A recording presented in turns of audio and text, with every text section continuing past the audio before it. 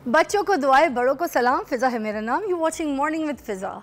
नाज़रीन, स्मोक के बहुत बुरे हालात हैं। मैं रोज़ कह कह के थक गई, मगर किसी को समझ कोई नहीं आती।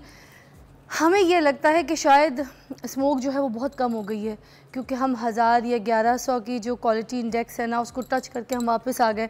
अब हमें ऐसा लगता है कि जो फ़िज़ाएँ हैं ये साफ़ हो गई हैं, ये बेहतर हो गया सब कुछ सिचुएशन जो है। बट हमारा अभी भी जो एयर क्वालिटी इंडेक्स है ना, वो 252 के ऊपर है नाज़रीन। अगर आप एयर क्वालिटी इंडेक्स को, अगर आप अच्छे एयर क्वालिटी इंडेक्स को आप काउंट करें तो वो 50 से नीचे होना चाहिए, ऊपर नहीं होना चाहिए। और अगर 50 से 100 जो है वो भी एक नॉर्मल सिचुएशन में होता है, मगर 100 से 150 तक का जो ये स्मोक की एयर क्वालिटी इंडेक्स है ना, इसका सफ़र बहुत बुरा है। और ख़ास तौर पे जिनको अस्थमा है, जिनको कोई हार्ट की डिजीज़ है, कोई ऐसे इश्यूज़ है, या सेंसिटिव लोग, स्पेशली बच्चे हो गए और जो बूढ़े लोग हैं उनको भी।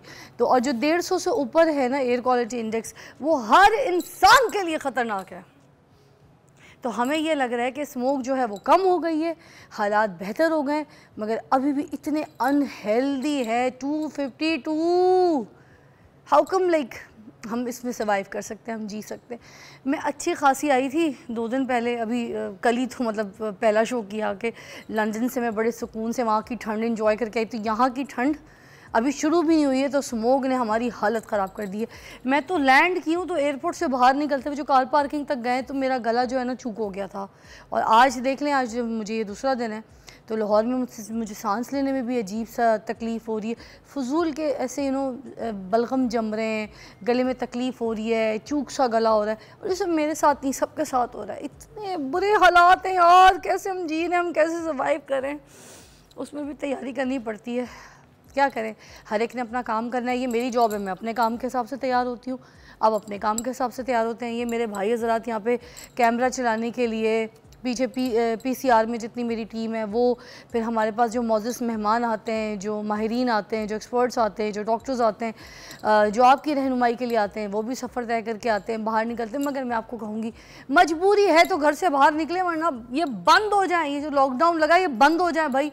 एक तो मेरे समझ नहीं आता कि जब इतने बुरे हालात हो जाते हैं, उससे पहले से हम जो है ना एक तो प्रिकॉशंस नहीं करते। ये जितनी मिल्स हैं, ये बड़ी बड़ी मिल्स हैं, इंडस्ट्रीज़ हैं, इसका जो धुआं है, इसको तो एटलीस्ट 1 महीने के लिए बंद कर देना चाहिए, जितनी भी मिल वाले लोग हैं। अगर और ईंटों वाले भट्टे हो गए, ठीक है, इनको तो कोई रोके, महीना तो रुक जाए भाई। सारा साल, सारी ज़िंदगी कमाई यही करते हुए आए, यही खा रहे हैं हम लोग, तो बस अब थोड़ा सा रुक जाएं। जो फसलों को आग लगा रहे हैं मेरे किसान भाई, उनको भी मैं कहूँगी थोड़ा सा यार ख्याल कर लें खुदा के लिए। ये पुरानी फटपटियाँ, ये चिंचियाँ, ठीक है, फटाबाज सलेंसर वाली बाइकें, इसका भी ख्याल करें, इसको रोडों पे ना निकलने दें, सख्ती करें, थोड़ा कानून सख्त करें। और कानून सख्त नहीं हो पा रहा तो मुझे लगता है आवाम को भी आवाज़ उठानी चाहिए। अगर नेबर्स में आपको दिख रहा है कोई ऐसे लोग हैं, कोई रोड पे ऐसी चलती हुई गाड़ी हैं, तो आप भी उनको रोक के भाई मशवरा दें, खुदा के लिए यार मत करो, हालात बड़े ख़राब हैं, मर रहे हैं लोग। अब टॉपिक की तरफ आते हैं। हमारा टॉपिक जो है आज वो ये है कि जो दिल के मरीज़ हजरात हैं उनके लिए स्मोक कितनी ख़तरनाक है, आज ये टॉपिक है। और इस टॉपिक पे आप सब हमारे साथ रहिएगा, क्योंकि जो इस सिचुएशन का शिकार हैं, तो वो हमारे पास जो डॉक्टर साहब हैं वो इस पे बात करेंगे। आपसे भी डॉक्टर मुनीर हुसैन कार्डियोलॉजिस्ट हैं हमारे साथ मौजूद है। अस्सलाम वालेकुम। वालेकुम अस्सलाम। How are you sir? I am fine, thank you. बस ये तो पूछना तो पड़ेगा, भले जो भी सिचुएशन है, but although sir thank you for coming. ये बताइएगा कि ये जो दिल के मरीज़ लोग हैं, जो सेंसिटिव लोग हैं, उनको स्मोक कितना किल कर रही है, कितना उनके लिए गलत है? हाँ, स्मोक दिल के मरीज़ों के लिए बहुत ज़्यादा ख़तरनाक है। बेसिकली तो ये इफ़ेक्ट करती है लंग्स पे। तो थोड़ा सा मैं अगर आपको हीमोडायनामिक्स बताऊं कि हमारे हार्ट के ना 2 हिस्से होते हैं, एक राइट साइड, एक लेफ़्ट साइड। राइट साइड जो है वो राइट एट्रियम और राइट वेंट्रिकल पे डिपेंड होती है, और जो लेफ़्ट साइड है वो लेफ़्ट वेंट्रिकल और लेफ़्ट एट्रियम पे होती है। अब जो हमारा सारा जिस्म का ब्लड है वो राइट साइड पे आता है, वहाँ से वो लंग्स में जाता है ऑक्सीजन मिलने के लिए, और वहाँ से लेफ़्ट साइड से फिर वो पूरी बॉडी में आगे तकसीम हो जाता है। जब लंग्स ही इफेक्टेड हैं तो वो आगे जो ब्लड हार्ट को जा रहा है या आगे मसल्स को जा रहा है, तो उसमें ऑक्सीजन की कमी होती है और वो मज़ीद वर्स कर देता है दिल के मरीज़ों के लिए, वो मज़ीद ख़तरनाक होता है। तो सर ये जो सेंसिटिव लोग हैं, जो जिनको दिल के इश्यूज़ नहीं भी हैं, और भी कोई ऐसे जिससे अस्थमा हो गया किसी को, आपको पता है किसी ऐसे पेशेंट्स होते हैं जिनको कोई अपनी तरफ से कोई इन्फेक्शन है, कोई वायरस है, तो उनको कितना इफ़ेक्ट करेगी? उनको भी बहुत ज़्यादा। देखें, अगर दिल के मरीज़ नहीं भी हैं तो उनको COPD है, एस्थमेटिक हैं या वो डायबिटिक हैं, तो ये जो स्मोक है उनकी डायबिटीज़ को वर्स कर देगी, हाइपरटेंशन को इंक्रीज़ कर देगी, जिसकी वजह से दिल पे इफ़ेक्ट आएगा। और डायबिटीज़ की वजह से कि सारी बॉडी मेटाबॉलिक सिंड्रोम होता है और वो सारा जिस्म उसको इफ़ेक्ट करता है। अच्छा, क्या जो दिल के मरीज़ हैं, ये स्मोक जो है दिल के मरीज़ को बढ़ा देती है, ये दौरा भी लग सकता है दिल का, ये फालिज का अटैक भी हो सकता है, ऐसे ख़तरे भी हैं? दिल का दौरा इस सेंस में होता है कि ये जो हमारी प्लेक फॉर्मेशन है, जो कॉर्नरी आर्टरीज़ में प्लेक बनती है, उसको डिस्टेबलाइज़ कर देती है।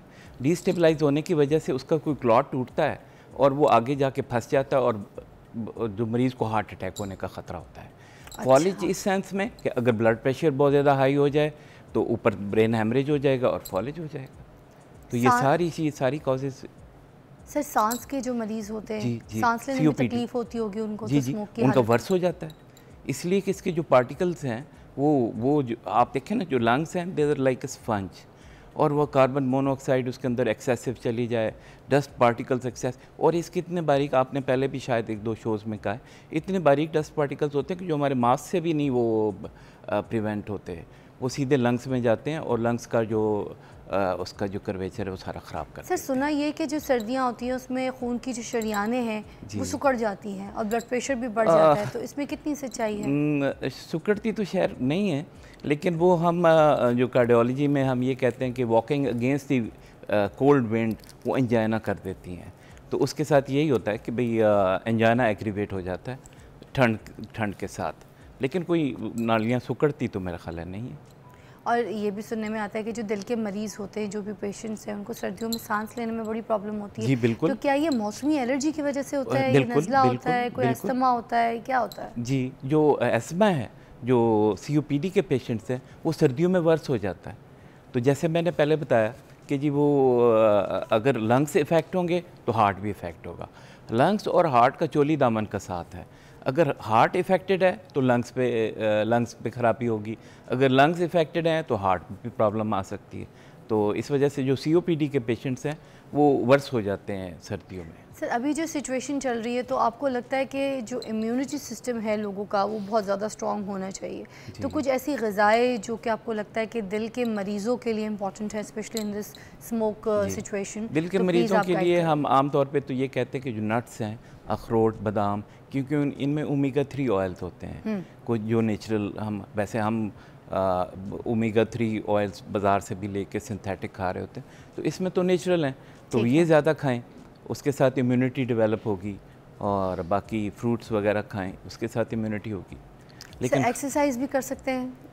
एक्सरसाइज जो या उनका सांस फूलेगा? उसके साथ सांस ख़राब होगा। अच्छा, तो फिर वॉक वगैरह भी नहीं कर सकते? नॉर्मल वॉक कर सकते हैं विद घर में N95 मास्क है, मास्क पहन के, जो या बाहर जाएं तो मास्क के साथ मास्क पहन के जाएं। अच्छा, तो और कौन सी ऐसी ग़िज़ाएँ हैं जो आपको लगता है कि नहीं खानी चाहिए, कोई ऐसी प्रिकॉशंस जो मुझे लगता है देखने वालों को आप ज़रूर बताएं? जी, जो खट्टी और इस तरह की जो एलर्जी आपको करती हैं, ये खट्टी चीज़ें हैं, वो ना खाएं।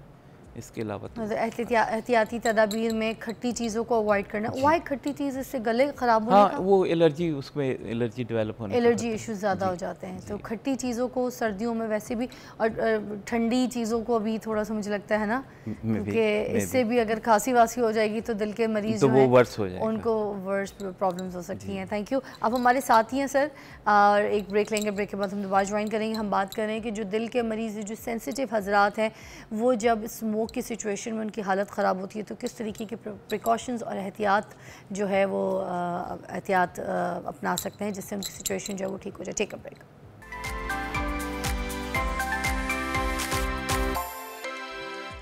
Welcome back, you watching morning with Fiza. और हम आज बात कर रहे हैं जो दिल के मरीज़ होते हैं, जो सेंसिटिव लोग होते हैं, वो स्मोक की हालत में इस तरह की सिचुएशंस में अपना कैसे ख्याल रख सकते हैं।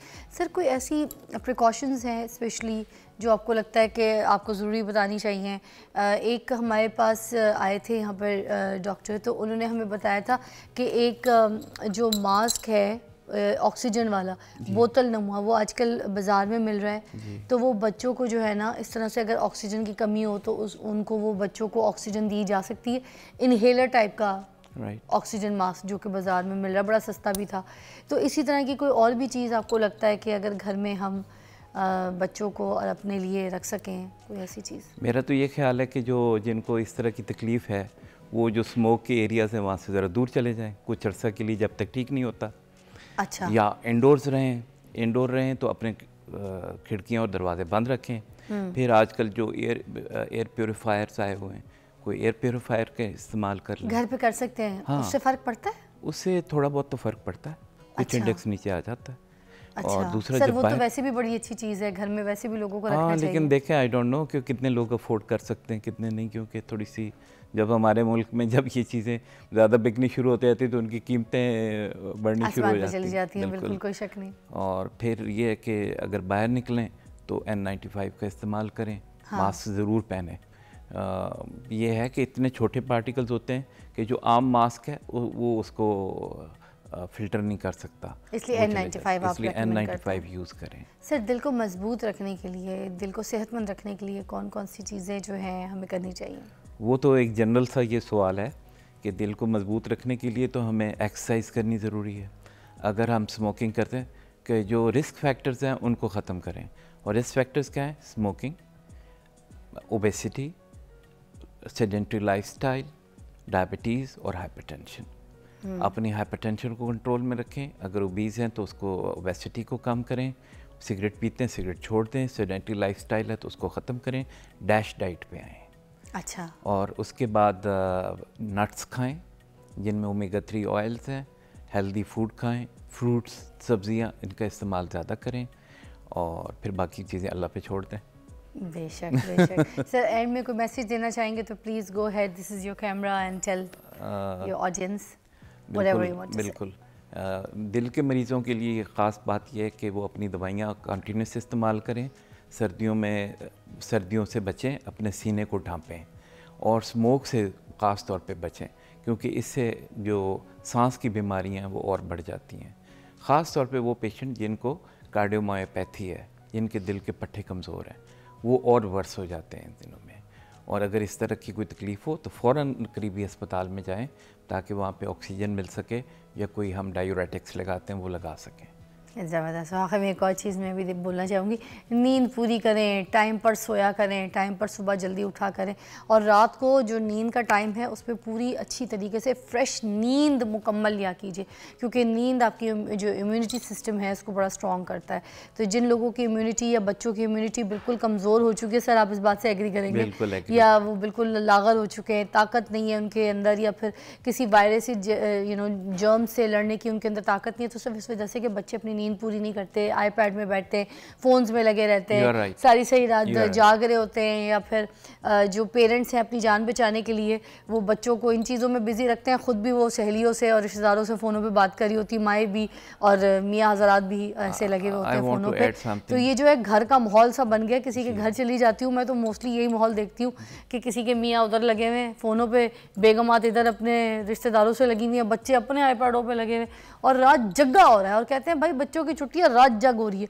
ये रात जगह छुट्टियों पे भी नहीं होती है भाई, खुदा के लिए इम्यून सिस्टम स्ट्रॉन्ग करने के लिए, चाहे छुट्टियाँ हो या आपकी पढ़ाई वाले दिन हो या आपके कॉलेज वाले दिन हो, टाइम पे सोएं बस, है ना। एक बात मैं आपको बताना चाहता हूँ, ये जो आईपैड्स हैं, ये जो हमारे मोबाइल्स हैं, इनके अंदर जो रोशनी होती है ना, जब हमारी आंखों में जाती है तो हमारे एक नेचुरल होता है मेलेटोनिन, तो उसकी स्क्रीशन होती है तो हमें नींद आती है। तो इसकी वजह से मेलेटोनिन स्क्रीट नहीं होती और बंदे को नींद नहीं आती, वो सारी रात आईपैड के ऊपर और उसके ऊपर बैठा रहता है। जी, और जितनी मेरी सहेलियां मेलेटोनियम पे लग गई हैं, इसी वजह से लग गई हैं क्योंकि वो नेचुरल उसको आ ही नहीं रही, खत्म कर दी है जिंदगी अपनी, खराब कर दी है, वो अब बाहर से ले रहे हैं। बिल्कुल। खुदा के लिए अपना और अपने बच्चों का बड़ा ख्याल रखिए, नींद पूरी कीजिए, अपने इम्यून सिस्टम को स्ट्रॉन्ग कीजिए, ठीक है। आप खुश रहेंगे, आपकी सेहत रहेगी तो सब कुछ अच्छा लगेगा आपको। एक ब्रेक के बाद वॉचिंग मॉर्निंग विद फिज़ा। और नाज़रीन, अभी हम बात करेंगे कि जो पेरेंट्स जॉब कर रहे होते हैं, वर्किंग वुमेन होती है, या फिर जो मर्द हजरात भी बाहर काम कर रहे होते हैं और उनके जो बच्चे हैं वो बहुत ज़्यादा इग्नोर हो जाते हैं, निगलेक्ट हो जाते हैं, उनकी परवरिश जो है, उनकी जो तरबियत है वो उस हिसाब से नहीं हो पा रही होती है। लोग तो यही कहते हैं। तो अब आज हम इस बारे में बात करेंगे कि इसमें कितनी सच्चाई है, और अगर है तो फिर बच्चों की तरबियत के लिए पेरेंट्स किस तरीके से टाइम निकाल सकते हैं। तो हमारे पास जो है बड़ी ज़बरदस्त मेहमान हैं, अमरीन अस्करी हैं, पेरेंटिंग एक्सपर्ट हैं। आज हमें बताएंगे कि किस तरीके से हम काम के साथ साथ अपने बच्चों को जो है अच्छी तरबियत दे सकें। अस्सलाम वालेकुम, हाउ आर यू? अस्सलाम वालेकुम फ़िज़ा, आई एम गुड, आप कैसी? ज़बरदस्त। आज का टॉपिक भी बहुत ज़बरदस्त है। आई होप कि आप अच्छी तरीके से गाइड कर सकेंगे, और मुझे लगा कि आपसे बेहतर कोई नहीं होगा इस पर बात करने के लिए। तो सबसे पहले बताइएगा कि जो वर्किंग विमेंस होती हैं ख़ास तौर पे, क्योंकि माएँ जो हैं वो एक बुनियाद होती हैं बच्चों को तरबियत देने के लिए, तो अगर वो भी काम कर रही हैं, क्योंकि मर्द हज़रात तो काम ही करें, मगर जब माएँ भी काम करने के लिए निकल जाती हैं बाहर, तो फिर बच्चे कितना निगलेक्ट होते हैं, कितना इग्नोर होते हैं इस सिचुएशन में। थैंक यू फ़िज़ा। सबसे पहले आपकी बात सही, ये जो टॉपिक है, जो वर्किंग वुमेन आ जाती हैं, उनके जो बच्चों का बेसिकली बहुत इशू भी होता है। और जहाँ तक आपने कहा कि कितने इग्नोर होते हैं, इट डिपेंड्स कि आप बच्चों को कितना टाइम दे रहे हैं। अब दो तरह की मदर्स हैं जो वर्किंग होती हैं, एक 9 to 5 हैं जो वर्किंग होती हैं, और एक होते हैं जो अर्ली फ्री होकर घर पर आ जाती हैं।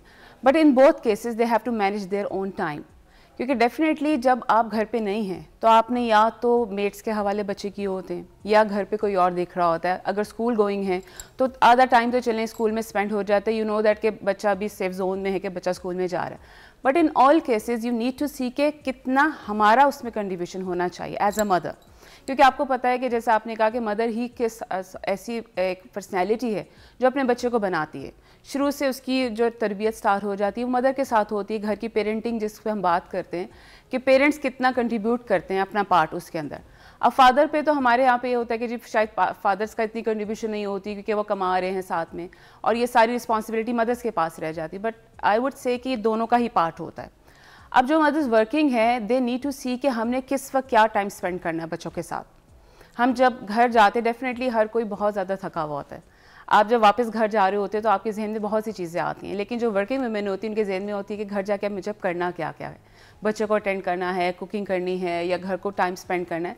हमें बेसिकली जो वर्किंग वुमेन है, इनको बेसिकली जो सबसे पहले इंपॉर्टेंट चीज़ है वो है टाइम मैनेजमेंट। क्यों? ताकि आपका बच्चा कहीं पर इग्नोर ना हो। जिन माओं के बच्चे मेट्स के पास होते हैं, सबसे पहले दे नीड टू कि वो बच्चा जिस मेट के पास है वो मेट खुद कैसी है। अक्सर मैंने देखा है, बहुत सी दफ़ा मैंने ऑब्जर्व किया कि वो मेट्स खुद भी ठीक नहीं होती। सो उनकी जो आगे से ट्रीटमेंट होता है वो बच्चों के साथ ज़्यादा अच्छा नहीं होता।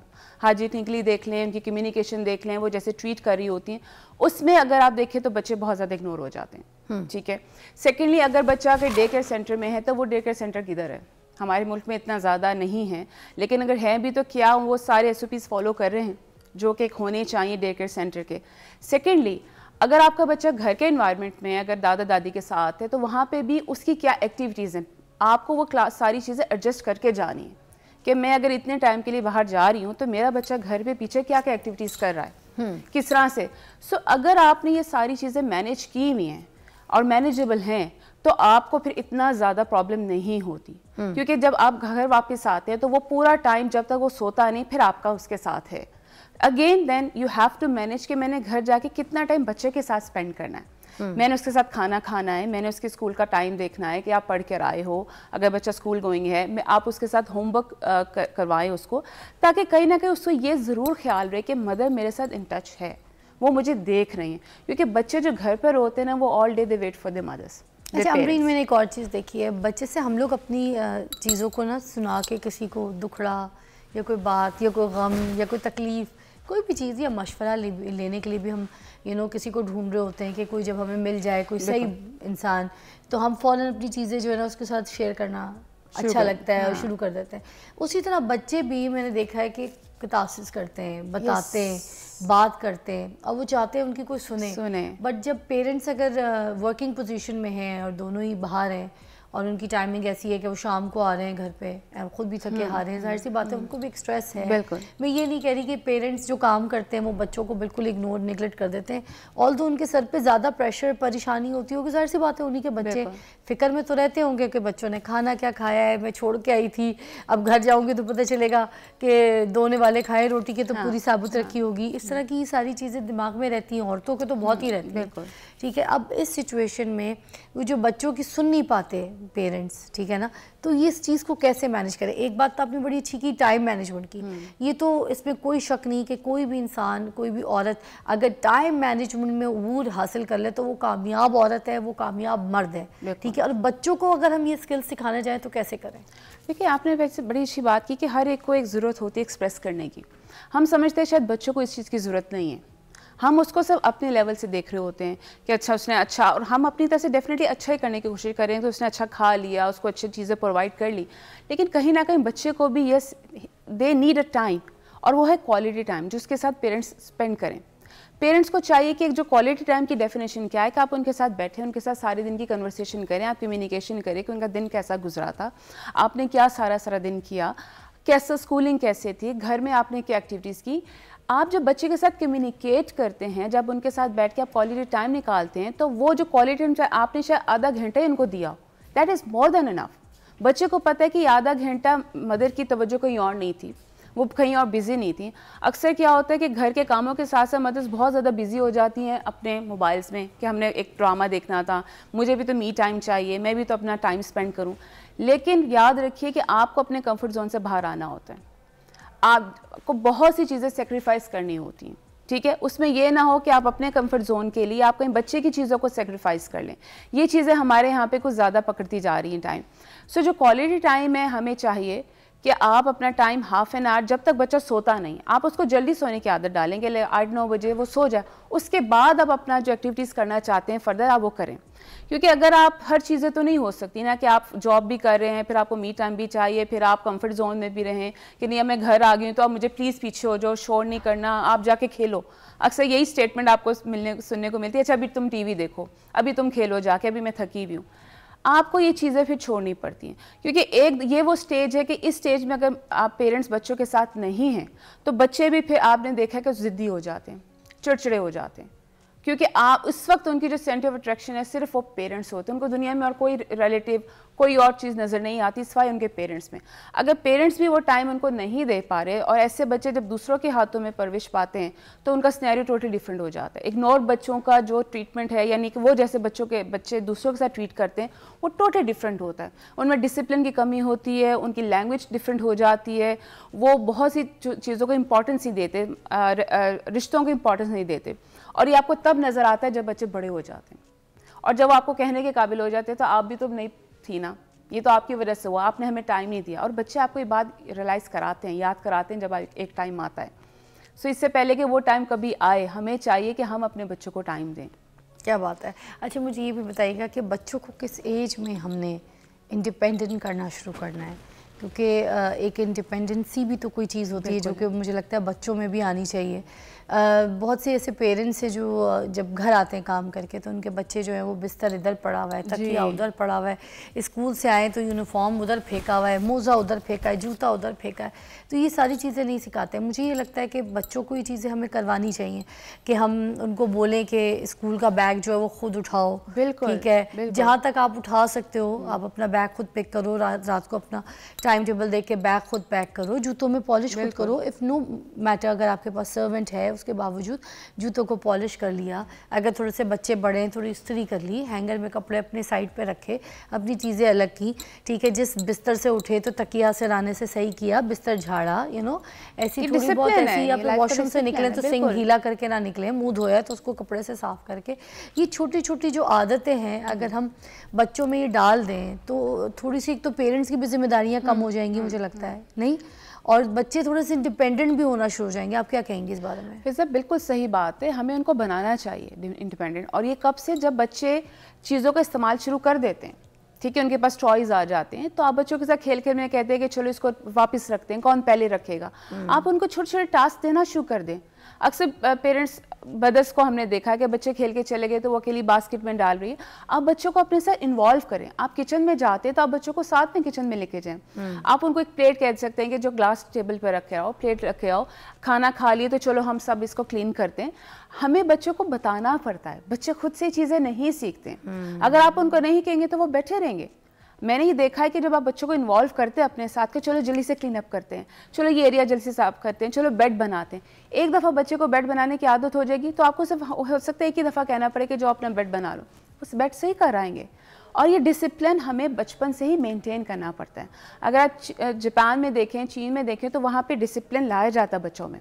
आपकी स्कूलिंग ही इस किस्म की है वहाँ पे कि ये चीज़ें, डिश वॉशिंग है, क्लीन कैसे किया जाता है, अपनी चीज़ों को कैसे रखा जाता है, चीज़ें सिखाई जाती हैं। हमारे स्कूल्स में ये चीज़ें भी कम होती, तो पेरेंट्स की रिस्पॉन्सिबिलिटी है कि बच्चों को इंडिपेंडेंट बनाएं, खुद खाना खाएं। तो सफाई भी सिखाई जाती है, सिखाया जाता है कि आप सुबह जो है ना स्कूल साफ करें, एग्जैक्टली ये डब्बे क्लियर करें, कपड़े लें, उसको डस्ट करें, चीज़ें करें। आपको यहाँ तो मेरा सरिया डालते हैं। एग्जैक्टली सो ये चीज़ है ना, बहुत। मेरा बेटा अभी 3 साल का था और मैं I used to tell them कि आपने जो भी रैपर है ना डस्टबिन में डालना है।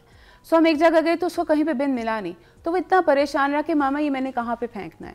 तो मैंने कहा अच्छा अभी आप अपनी पॉकेट में डाल लो। सो ये चीज़ें आप ये देखें कि जब आप बच्चों के जहन में चीज़ें डाल देते हैं ना कि आपने सिर्फ बिन का ही यूज़ करना है या आपने इसको वापस रखते हैं, बच्चे इसको फॉलो करते हैं। हमें ऐसा लगता है कि अच्छा बच्चे भी छोटे हैं, इनको हम क्या कहेंगे, हम खुद ही कर लेते हैं, इनको कहने की ज़रूरत नहीं है। बच्चे अंडरस्टैंड करते हैं हर चीज़ पे, और स्पेशली जब आप वर्किंग वुमेन हैं तो आपको तो बहुत ज़्यादा डिसिप्लिन अपनी लाइफ में लाना पड़ता है। वरना ये जो इग्नोर्ड बच्चे होते हैं, हम उनको अक्सर बीइंग एजुकेशनिस्ट हम बच्चों को डेली बेसिस पे देखते हैं, हम पेरेंट्स को अक्सर बुलाते हैं। मेरी अम्मी की ना लेदर गारमेंट की फैक्ट्री थी, ठीक है। तो हम लोग 8 बच्चे, मैं सबसे छोटी थी। मोस्टली मैं बचपन से ही छोटी सी अम्मी के साथ जाया करती थी फैक्ट्री में भी। अम्मी के पास बहुत सारे वर्कर होते थे जिसमें मशीन पे वो औरतें काम करती हैं, लड़के मर्द सारे काम कर रहे होते थे, क्योंकि लेदर गारमेंट की फैक्ट्री थी। तो मैं अम्मी को कहती थी कि अम्मी मैंने आपके साथ जाना है, तो मैंने ना काम करना है। छोटी सी थी तो अम्मी कहती थी, अब मैं काम के लिए नहीं जाती थी, मैं वहाँ पे रोब जताने जाती थी। मैं कहती थी आपने काम कर लिया, नहीं किया, अब आप 3 और बैग करेंगी, अब आप ये और कर। तो मैं इस अम्मी को बड़ा गुस्सा आया। अम्मी ने कहा तुमने काम करना है, तुमने मेरे साथ जाना है। मैं इतनी बड़ी नहीं थी, 8-9 साल की थी। अम्मी ने कहा ठीक है आओ काम करो। अम्मी लेके गई और अम्मी ने मुझे कहा कि जितने भी ये जो बैठे ना सिलाई मशीन पे, इनकी सारों की डस्टबिन तुमने क्लियर करनी है। ओके। तो वो मेरी अम्मी ने अकड़ तोड़ी मेरी। हाँ। आपको समझ आ रही है? मैंने सबकी डस्टबिन साफ की तो मेरी वो जो ऑर्डर करने वाली हालत थी ना वो ठीक हो गई। तो ये माओ को पता होता है कि कैसे करना है। ब्रेक के बाद जो है ना आपको दोबारा ज्वाइन करते हैं। Stay tuned.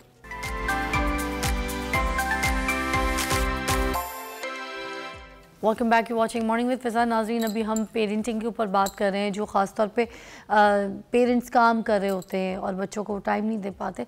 अच्छा, ये कहते हैं लोग कि जो लोग काम कर रहे होते हैं पेरेंट्स, उनके बच्चे सबसे ज़्यादा इग्नोर होते हैं। Is that true? Yes, somehow it's true. अगर हम देखें तो कहीं ना कहीं सच है। और वो बच्चे ज़्यादा इग्नोर होते हैं जो छोटे हैं। अगर तो ग्रोन अप है और उनकी तरबियत और उनका सेटअप सही हो गया हुआ तब तो ठीक है। लेकिन अगर बच्चे बहुत छोटे हैं, जैसे कुछ पेरेंट कुछ मजबूर, देखें वर्किंग वुमेन अक्सर समटाइम मजबूर भी होती हैं, ठीक है। उनको किसी मजबूरी की बिना पे जॉब करना पड़ता है। अक्सर आपके बच्चे की पैदाइश होती है, 1 मंथ के बाद वो वापस अपनी जॉब पर आ जाती हैं। उस वक्त तक वो परेशान होती है कि हमने बच्चा किसके हवाले करना है, हमने मेड्स के हवाले करना है, घर में कोई संभालेगा नहीं संभालेगा। अब घर में भी जो उसको टेक केयर कर रहा है उसके पास कितना टाइम है कि वो सारे दिन अपने पास बच्चे को रखे, ठीक है। और अगर मेड्स के पास जा रहा है तो मेड्स के पास सारा दिन उनके जो आपका रूम बनाया होता है, नर्सिंग रूम या जो भी है, वहाँ पे बच्चा उनके साथ सारा दिन टाइम स्पेंड कर रहा है। समहाउ मदर्स चेक भी करती हैं कि मैं चेक कर रहा हूँ कि उसने खाना खाया कि नहीं खाया। मैंने ऐसे बहुत से केसेस देखे हैं और ये जेन्युइन केसेस मैं आपको बता रही हूँ कि जहाँ पे मेड्स ने जो खाना उनको प्रोवाइड किया गया उनके बच्चों के लिए, 2-3 साल के बच्चे थे, उन्होंने खुद खाया, बच्चों को नहीं खिलाया। और बच्चों की उस वजह से तबीयत भी ख़राब हुई, वो वीक होते गए। जब डॉक्टर्स को चेक कराएगा उन्होंने कहा जी इसको तो फूड ही सही नहीं जा रहा था, आप इसको खिलाती नहीं है क्या? उसमें बहुत सी जो मेड्स हैं वो खुद खाना खा जाती हैं जो बच्चों को प्रोवाइड किया जाता है। इस हद तक चीज़ें हमने देखी हुई। हाइजीन के हवाले से अगर कोई चीज़ नीचे गिर गई है वो वॉश नहीं करती हैं। एक तरह से तो हेल्थ के वाइज भी वो इग्नोर हो गया बच्चा, ठीक है। उसके बाद जो सारा दिन किसी और के पास रहते हैं, मेड्स के पास रहते हैं, मैं ये नहीं कहती कि मदद तवज्जो नहीं दे रही, बाज़ दफ़ा मदद की मजबूरी हो जाती है कि वो 100% नहीं दे पाती। अच्छा, अब होते अच्छे खासे पीछे से खाते पीते घराने के बच्चे होते हैं, मगर जस्ट बिकॉज वो पेरेंट्स जो है उनको सर्वेंट्स वगैरह के स्टाफ वगैरह के पास छोड़ देते हैं, तो माँ और बाप का तो स्टाइल बड़ा वखरा होता है, बड़े ग्रूम तरीके से बैठ रहे हैं, बात कर रहे हैं, ओ या ओ ये वो सब कुछ चल रहा है, ठीक है।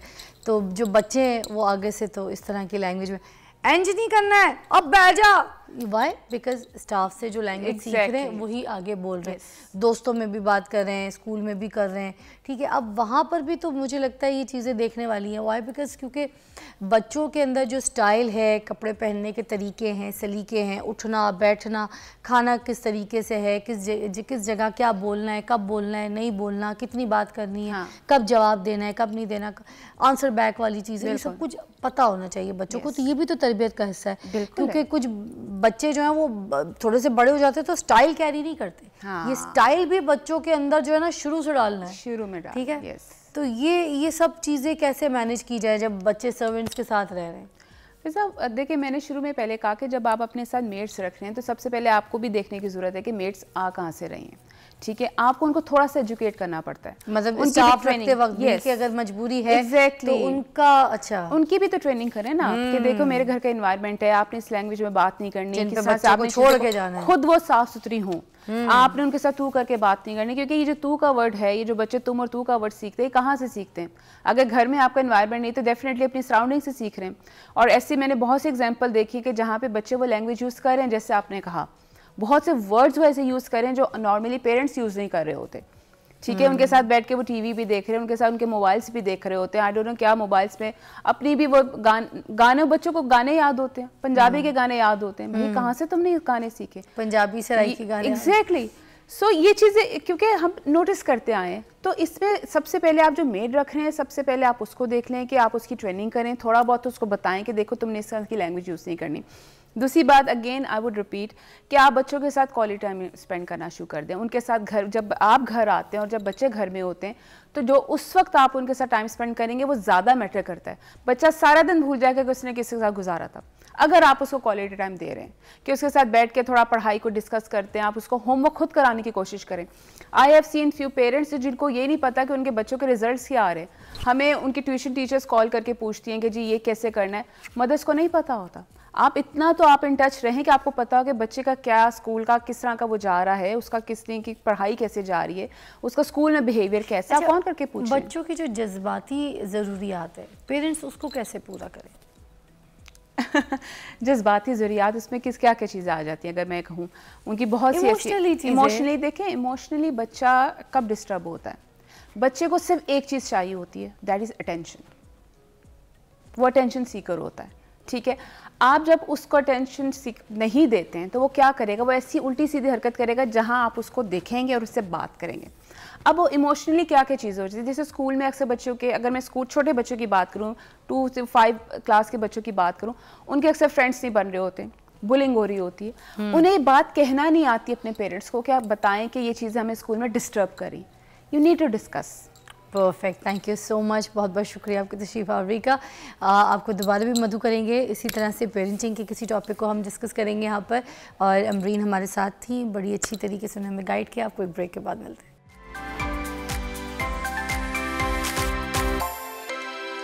Welcome back, you watching morning with Fiza. नाज़रीन, अभी हम बात करेंगे ये जो खर्राटे हैं ये बहुत ज़िंदगी ख़राब कर देते हैं।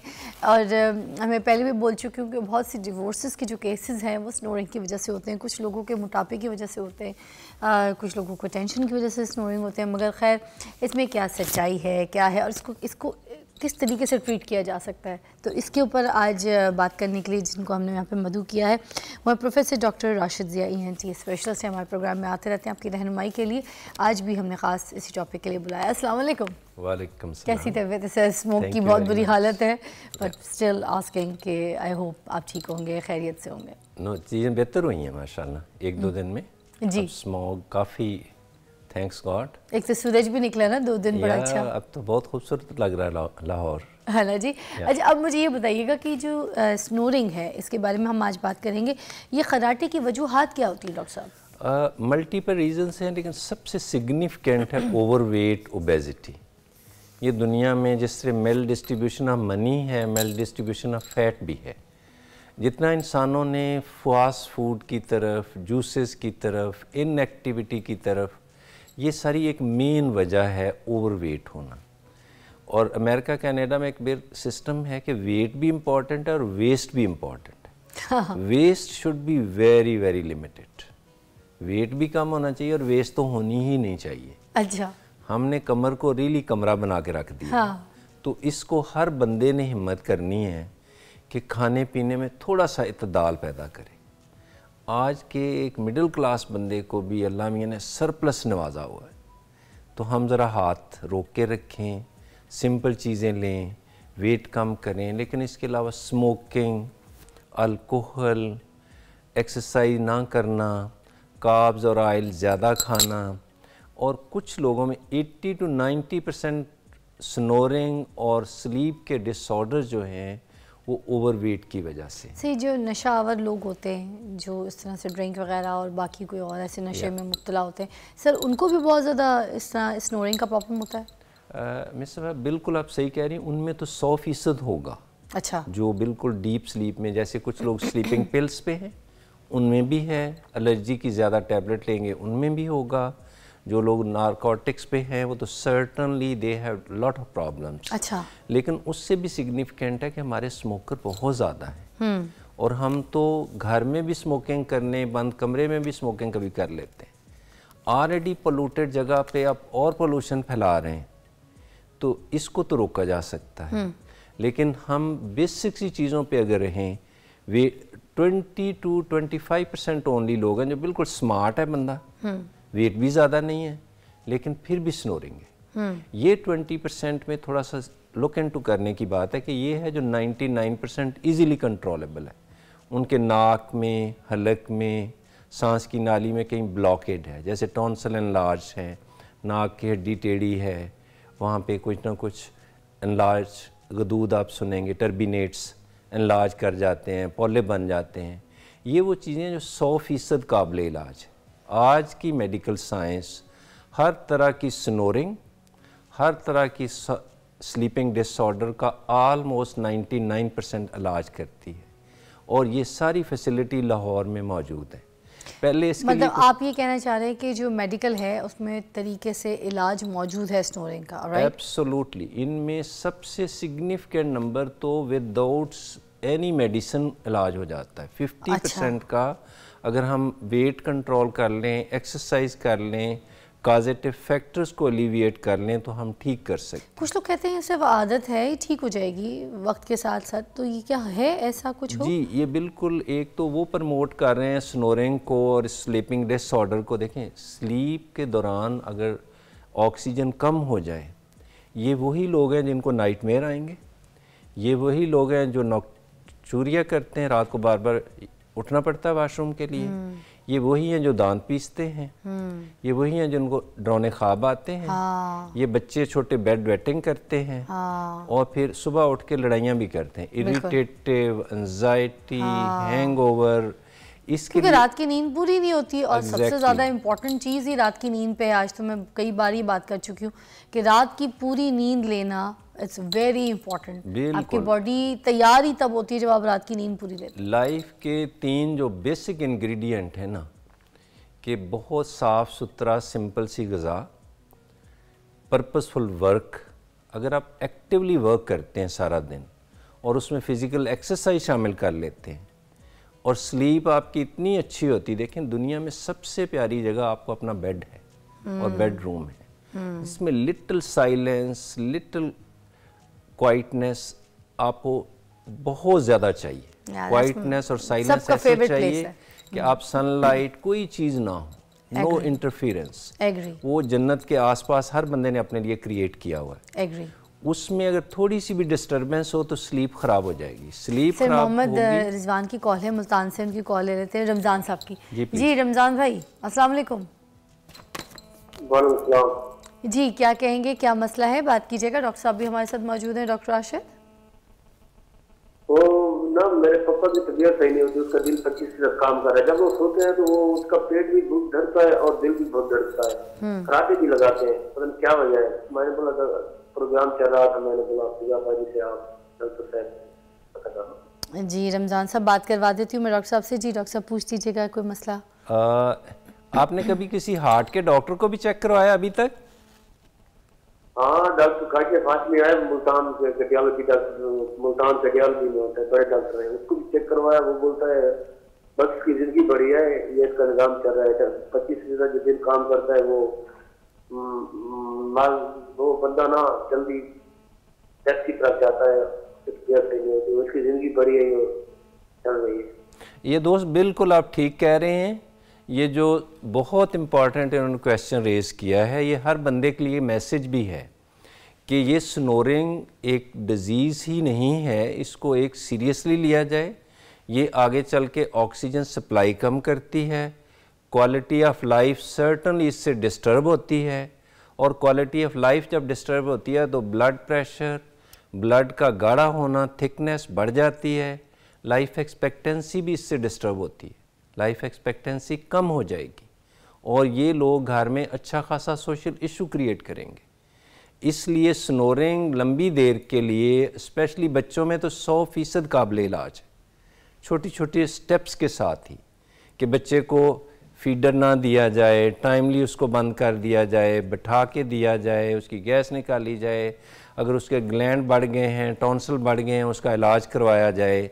और जिस तरह फादर साहब हैं तो उसके लिए टेस्ट अवेलेबल हैं, ये मुल्तान में भी होंगे। ये स्लीपिंग टेस्ट इसको बोलते हैं, पॉलीसोमनोग्राम।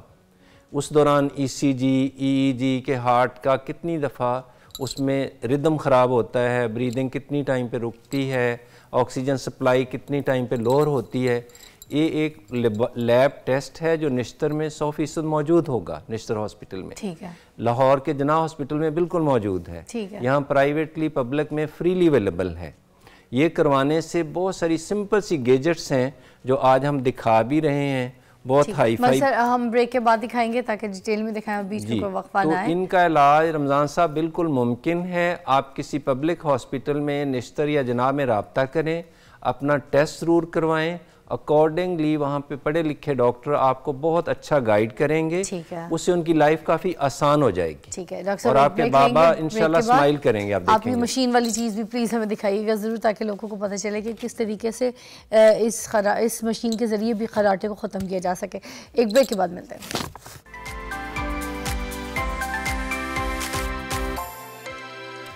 Welcome back. अच्छा प्रोफेसर साहब ये भी बताइएगा कि जो स्नोरिंग है उसके लिए कोई टेस्ट वगैरह अवेलेबल हैं जिससे पता चल सके कि क्या पोजीशन है इसकी? जी बिल्कुल, आपने सही कहा। ये 3 तरह के टेस्ट हैं। एक है कि अगर ज़्यादा है, झटके लगते हैं, दरम्यान में उठना पड़ता है, 2-3 तकिए लेने पड़ते हैं, तो इसका मतलब उसकी स्टडी तो बड़ी डिटेल से होनी चाहिए।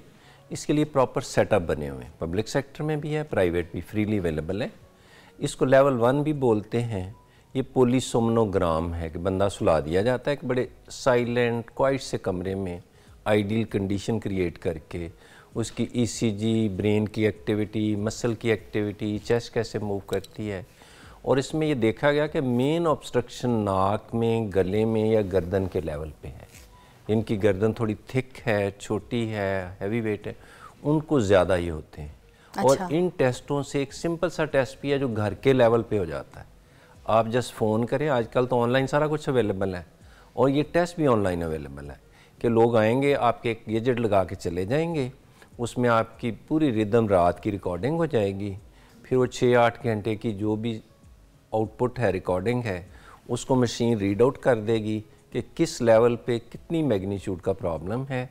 ये सिंपल अद्वियात से होगा, सर्जरी से होगा, या किसी वजह से ये नहीं हो सकता, या उसका प्राइमरीली एज ज़्यादा है, तो ये मशीनें अवेलेबल हैं जो 100%। सर कोई ऐसी मोबाइल ऐप्स भी मौजूद हैं जिसपे मतलब मॉनिटरिंग के लिए वो अपने आप को चेक कर सकें कि किस तरीके से स्नोरिंग ले रहे हैं, क्या पोजीशन थी, ऑक्सीजन लेवल क्या था, रात को घबराहट कितनी थी, कितनी बार उठे?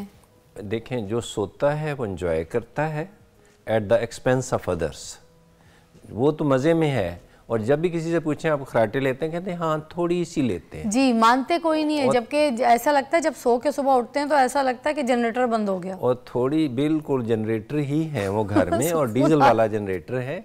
वो घर वाली तो सादा सी होती।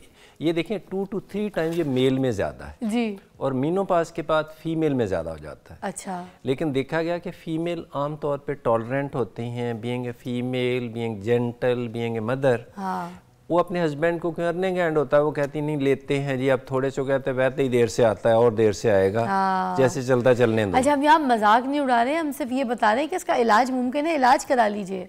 ये नहीं कह रहे कि हम कोई आई नो ये भी एक बीमारी होती है, स्नोरिंग भी, मैं तो उसको बीमारी की शक्ल दूंगी, है ना। एक सोशल स्टिग्मा है जी, पूरी दुनिया में। एक बंदा जो सोता है, हमने कितनी दफ़ा देखा हॉस्टलों में भी वो कहते हैं कि इसको साथ वाले कमरे में छोड़ाओ जी, या बेहतर है मस्जिद में ही छोड़ाओ। हाँ, तो बेहतर ये है कि इसका आलमोस्ट इलाज मुमकिन है। अच्छा, और इसको सीरियसली लेना चाहिए। जो चीज़ में 100% काबिल इलाज है तो उसका इलाज हासिल करना चाहिए। देखें, इल्म रोशनी है, ऐसे ही है, आपके घर वाले खुशी हो जाएं, आप स्माइल करें तो हम भी खुश होंगे। ऐसे। सर, समीना का फ़ोन है, उनसे बात कर लें। अस्सलाम वालेकुम जी, समीना जी। वालेकुम जी, का अल्लाह का शुक्र है जी। समीना जी कहाँ से बात कर रही है? मैं पेट में हर चीज करी। अच्छा जी, तो अब मैं बताइए। इतनी बार काल मिलाई है, इतनी बार मैं ना आपसे कोई बात भी करने, लेकिन अब तो ये ना मुझे खराटों का है ना प्रोग्राम जी, खराटों के बारे में है। खराटों के बारे में बात करें जी। तो ना मुझे ना इतने खराटे आते हैं ना, इतने ज्यादा आते हैं। जब सुबह मुझे कहते हैं तो मैं कहती हूँ कि नहीं मुझे तो नहीं आते, जोर में ऐसे कहती हूँ। और सारे ना मेरा इतना मजाक उड़ाते हैं कि आप ना जब सोचती हैं आपको तो पता भी नहीं होता है, ऐसे आप बराती मार रही होती है। मुझे शुगर भी है और यार ये तो बहुत अच्छी है, समीना मान भी रही है और परेशान है और अपने इलाज के लिए पूछ रही है। अगर नींद आए तो खराटे शुरू हो जाते हैं। मिस मीना, हम अप्रिशिएट करते हैं कि आपने इसको हाईलाइट किया। आप इन मजाक को ना पॉजिटिवली लें। देखें, वो आपको छेड़ इसलिए रहे हैं कि हिम्मत करो, वी कैन डू समथिंग। लड़कियों से वैसे तो एज नहीं पूछनी चाहिए। आपकी एज कितनी होगी रफली? नहीं, मेरी उम्र तो है 32 साल है मेरी उम्र। आपके खराटे 99 100% काबिल इलाज हैं। आप अपने घर में ही ना जॉगर पहन के एक तो माइकल जैक्सन की तरह कोई एक्टिविटी शुरू करें कि जब भी मिले ना 10 मिनट अपने घर वालों के साथ मिल के कोई गेम, स्पोर्ट्स, कुछ ना कुछ कोई एक्टिविटी करें, फिजिकल एक्टिविटी। जो आप कर रही हैं वो बहुत अच्छा कर रही हैं, उसका तो स्वाब होगा। तो जो लड़कियां कहती हैं मैं घर में खाना बड़ा अच्छा बनाती हूँ, पूरे मोहल्ले वाले कहते हैं सबसे अच्छा खाना, बाबा वो वहाँ तक ठीक है, खाना खाना ही लाइफ नहीं है मिस मीना। हमने आपकी फ़िज़िकल एक्टिविटी बढ़ानी है। अपने खाने में ना थोड़ा सा ऑयल और रोटी राइस का क्वांटिटी हम कम करते हैं। पूरी दुनिया में कहा जाता है कि अगर आप एक बुर्की एक्स्ट्रा खाएंगे ब्रेड का या एक चम्मच चावल डेली एक्स्ट्रा खाएंगे हर खाने के साथ, तो 1 साल में 2 kg फैट इकट्ठा हो जाएगा बॉडी में एक्स्ट्रा। ओए होए। इसका मतलब हम डेली 2-2 4-4 चम्मच भी कम करने शुरू कर दें। हमारा सबसे बड़ा मिस मीना मसला ये भी, हमारी प्लेट का साइज पाकिस्तान में बहुत बड़ा है। प्लीज कुछ तो दिल्ली वालों से सीख लो, हमारी प्लेट छोटी होनी चाहिए। पाकिस्तान में प्लेट का साइज बहुत बड़ा है, चावल इतने बड़े डाल के प्लीज इसको छोटा करें, काफी छोटा करें। ट्रे साइज की प्लेट है जिसमें चावल, खास तौर पे जो बैठ के हमारी तरफ सिर्फ बातें करते हैं, जो ज्यादा फिजिकल एक्टिविटी उनका काम नहीं है, ऑफिस बीरर लोग, वो अपना खाना पीना कम से कम लें, सिंपल डाइट लें, फल लें। एक एप्पल खाना कहीं बेहतर है उसका जूस पीने से। वो रफेज, वो नेक्टर, वो पल्प आपकी लाइफ को दुआम बख्शता है, सफाई करता है। एक्सरसाइज करते हैं, लेकिन प्लीज़ जब भी टाइम मिले जनाह अस्पताल में या किसी अच्छे अस्पताल में आके चेक करवाएं। ये 100% काबिल इलाज है। आप इस उम्र के उस हिस्से में हैं जहां आप, टेक माई वर्ड्स, कि 6 माह के बाद आप 16 साल की नजर आएंगी, आप 30 साल की नहीं होंगी। जब आप वेट कम करते हैं, आपके फेस पे स्माइल आती है, तो people like to see you.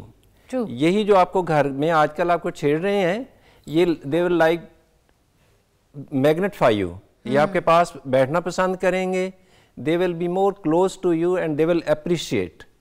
तो let us try something. Life actions में है, सिर्फ बातें करने में नहीं है। वाह क्या बात है Samina ji, let's try this. Let's try this way. Yeah, Come on. we can do it. Come on, we can do it. Yes, We can do we it. can. अब आप बताएंगे ये मशीन वाला जो सिस्टम है ये क्या है, ये क्या चीज़ दिखा रहे हैं आज? जब भी डॉक्टर कहे, एक्सपर्ट कहे ये लाहौर में फ्रीली अवेलेबल है, प्राइवेट सेक्टर में भी है, पब्लिक में भी है, घर लेवल पे टेस्ट ज़रूर करवाएं। ठीक है। एक सिंपल ऑक्सीमीट्री है, एक घर के लेवल पे हो जाता है, एक पोलिसोमरोग्राम लेवल 1 का है, ज़रूर करवाएं। उससे पता लग जाता है कि सीरियसनेस मैग्नीट्यूड प्रॉब्लम है कितना, नंबर 1। नंबर 2 ये है कि अगर है तो मोस्ट ऑफ द टाइम ये हम जो सिंपल बातें रिपीट कर रहे हैं कि वेट कम करने से, एक्सरसाइज को याद रखा जाए मिस सबा कि हमें शेप अप करती है, फेस पे स्माइल करती है, बॉडी में एंडोर्फिन, सेरोटोनिन इसका फ्लड आ जाता है। अब ये देखा गया कि जिनको स्नोरिंग लंबी देर होती है उनके फ्रंटल लोब और ब्रेन के कुछ हिस्से हैं जो वीक हो जाते हैं, एट्रोफी हो जाते हैं, छोटे हो जाते हैं। अच्छा। और लंबी देर खराटे आपके ब्रेन को, हार्ट को बुरे तरीके से डैमेज करते हैं।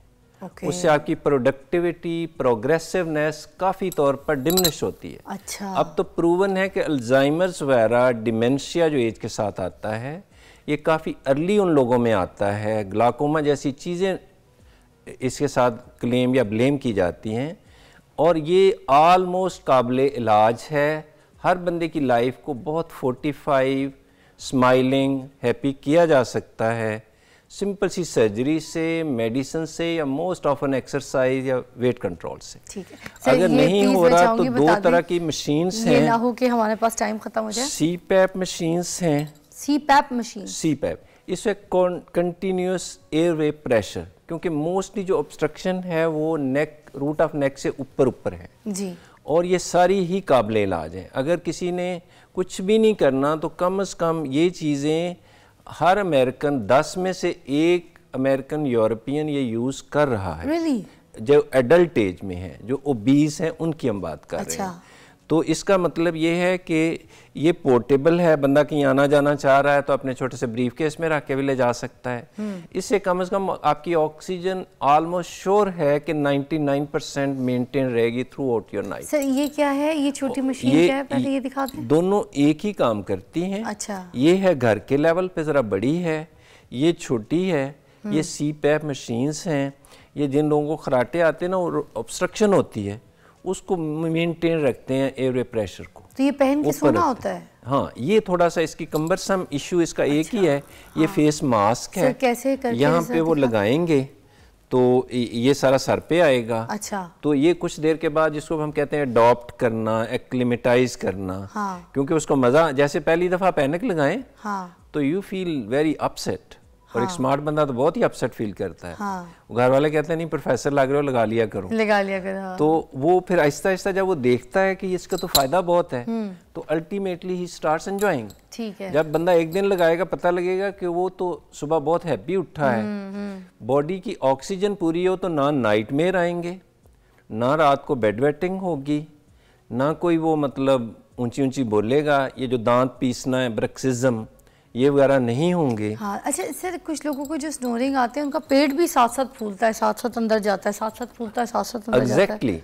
पूरी बॉडी अजीब, वैसे कॉमेडी सिचुएशन होती है मगर उसी के साथ ही सिस्टम कुछ होता है। ये आपने बिल्कुल सीरियस बात की है कि ये जो पूरी बॉडी मूव करती है उनको टाइप 3 सीवियर प्रॉब्लम। अच्छा, वो ज़्यादा सीवियर? वो ज़्यादा सीरियस इन लोगों के हैं जो वक्त से पहले हार्ट एनलार्ज कर जाएंगे। हाय हाय।